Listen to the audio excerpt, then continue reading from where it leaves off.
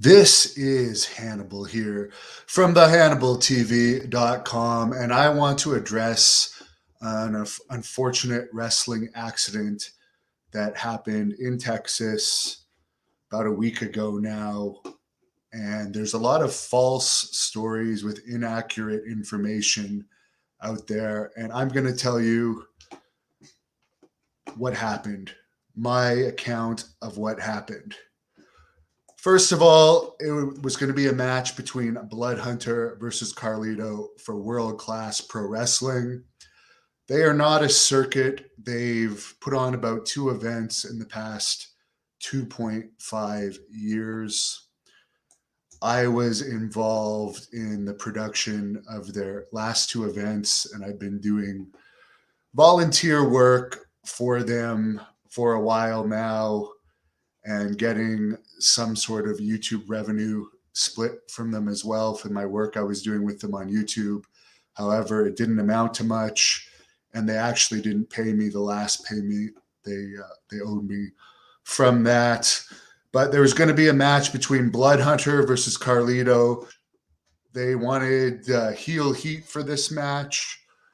So we wanted to do an angle at the end of the match where Kevin Sullivan, who is known for having a golden spike, who was managing me that night, along with Blaze, who is also my girlfriend, were going to come to the ring after the match, Kevin Sullivan and Andrew Anderson, and pass me this golden spike to use on the wrestler. Sullivan had managed me several times in the past, as you can see by this picture here. The World Class Wrestling Office was aware of this angle and they had approved it. And I did find the referee myself. Here's a conversation I had with the referee before the show where he had said that he had bled before the hard way. The hard way is not bleeding with razor blade cuts, but actually bleeding from direct trauma from the head.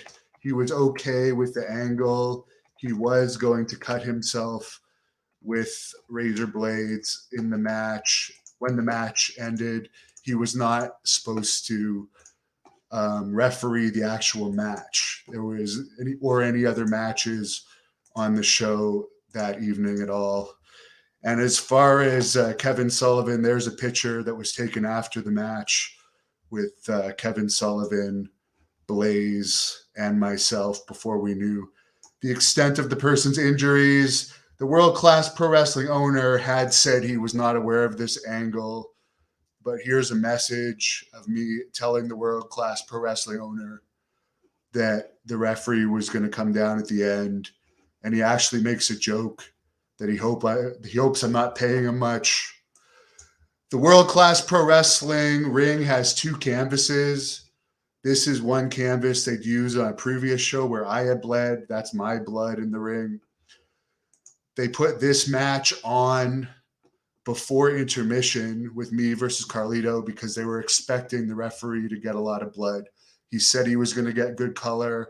He actually told my girlfriend before the match that he was going to get really good color too. And he told the Daily Beast, actually, quote here, that, quote, a proper blading requires three things according to Del Toro: aspirin, preferably a shot of whiskey to thin your blood, and you also need to sweat, end quote.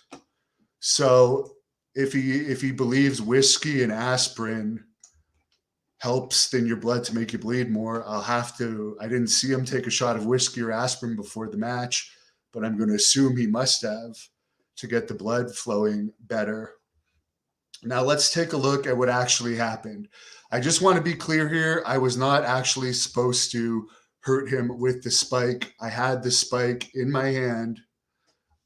The main part of it was on top of the hand, and I did not realize there was anything poking out the bottom. Now let's watch the first part of what happened here. Here I am with this spike, and the referee actually has a blade in his hand and he's blading himself right here. He just cut himself. Look at his hand. He's putting it in his pocket, this blade that he had in his hand. And you can see I'm pretending to bite his forehead. I'm not actually biting his forehead. It's a work. And I didn't actually think I was stabbing him either. And he is selling here. He's not telling me to stop. He's not putting up an X. To me, he looks like he's selling. Nobody on the outside seems that concerned about his well-being here, because that is exactly what was supposed to happen in the ring. If something goes wrong in the ring, the people on the outside should be putting up an X saying to stop. It was already predetermined that Blaze was going to come in the ring and pull me off. But there was also supposed to be referees and announcers trying to pull me off that whole time, and they didn't.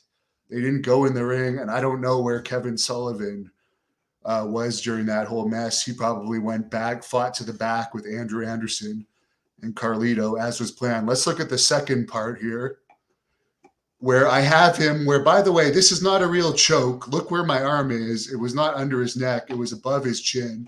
And there's a 135-pound Blaze pulling off a crazed psychopath. So this 135-pound woman pulls me off. And after this, it was scheduled that I was supposed to attack the announcer. As you can see, they go along with what's scheduled. They don't put up an X. There's the fake belt to the back. Nobody's running from the back to help the referee. Everyone's just going along with the script here. This is fan cam, cell phone footage. And here I am as scripted, going after the announcer. Nobody's telling me just go to the back. Something fake is coming. Here comes help from the back, but they're not working on the referee. They're working the angle that was planned here. Everybody's on me. They're not putting up X's, telling me that this guy's hurt. Just go to the back. Let us work on him. They're doing the angle.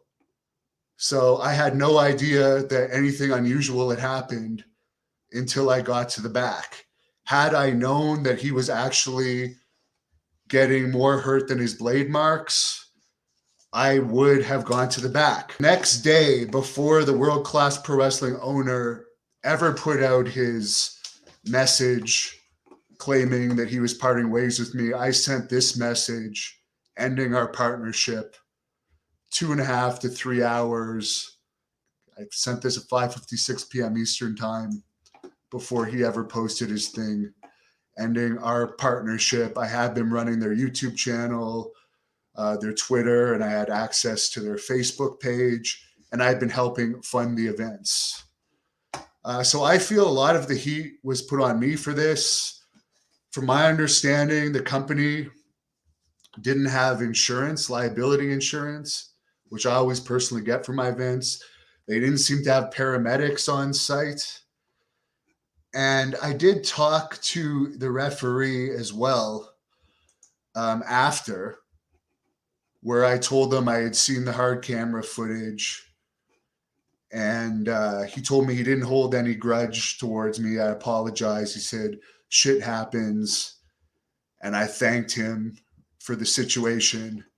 And he also said he wanted $200 to cover his medical expenses. I later gave him another $500 above the $200. I don't know how I know he had more medical issues. I don't know what he has covered by insurance and what he doesn't. But I do find it strange that his initial ask was only for $200 and then his GoFundMe was for $10,000.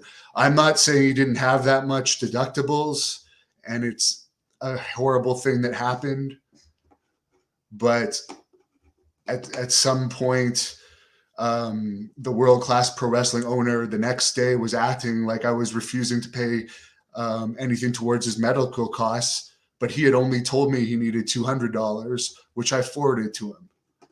So I wasn't refusing to pay anything. I think there was a lot of miscommunication in this situation. I regret my part in it. I truly feel bad for him. I felt terrible for him all week. And I'm glad that he has, from what I understand, the staples out. And I'm glad he's doing better. And I wish him a full and speedy recovery. And that's my side of it. And now it's out there. Thank you for watching the Hannibal TV. Please like this video if you enjoyed it and